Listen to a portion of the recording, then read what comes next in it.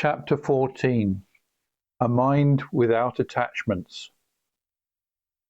At that time, after listening to this sutra, Subhuti had understood its profound meaning and was moved to tears.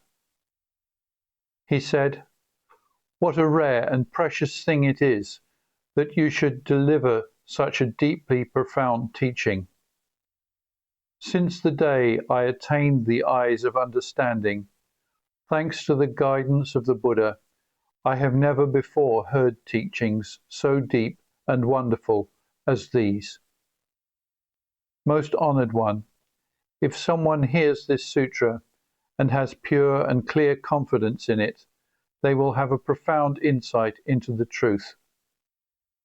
Having perceived that profound insight, that person will realize the rarest kind of virtue.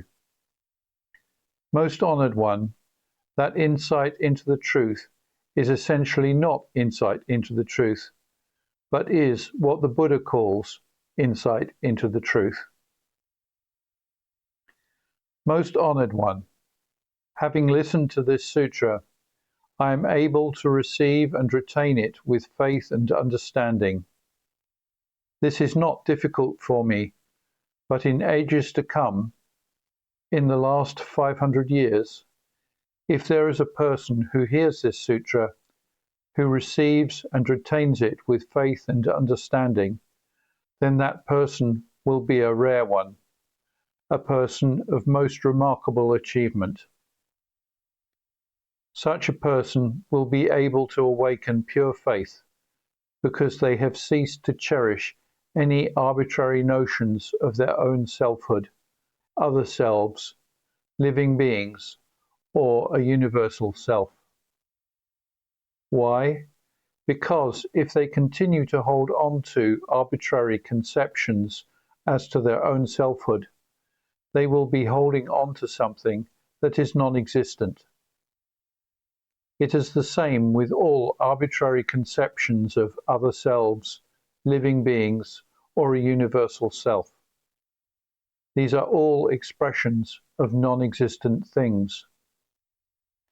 Buddhas are Buddhas because they have been able to discard all arbitrary conceptions of form and phenomena.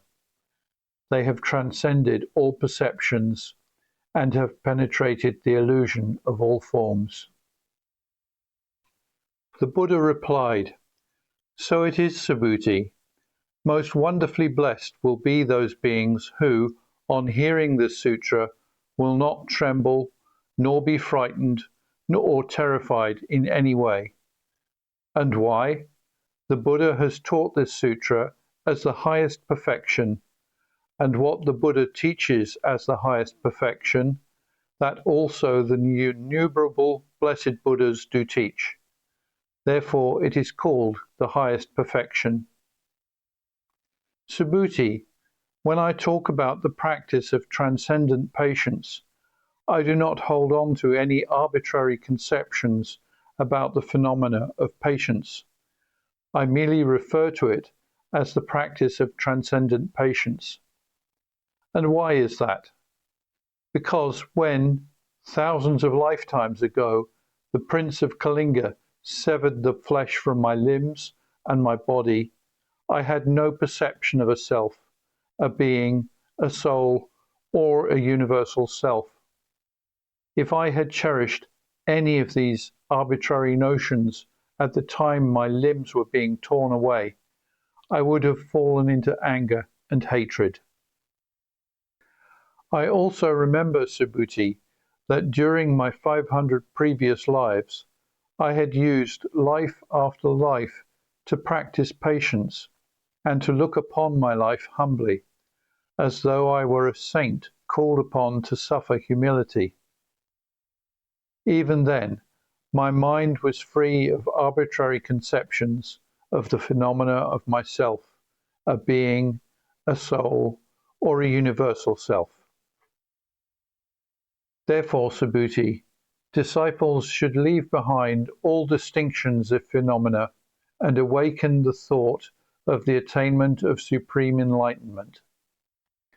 A disciple should do this by not allowing their mind to depend upon ideas evoked by the world of the senses, by not allowing their mind to depend on ideas stirred by sounds, odors, flavors, sensory touch, or any other qualities. The disciple's mind should be kept independent of any thoughts that might arise within it. If the disciple's mind depends upon anything in the sensory realm, it will have no solid foundation in any reality. This is why Buddha teaches that the mind of a disciple should not accept the appearances of things as a basis when exercising charity. Subhuti, as disciples practice compassion and charity for the welfare of all living beings, they should do it without relying on appearances and without attachment. Just as the Buddha declares that form is not form, so he also declares that all living beings are in fact not living beings.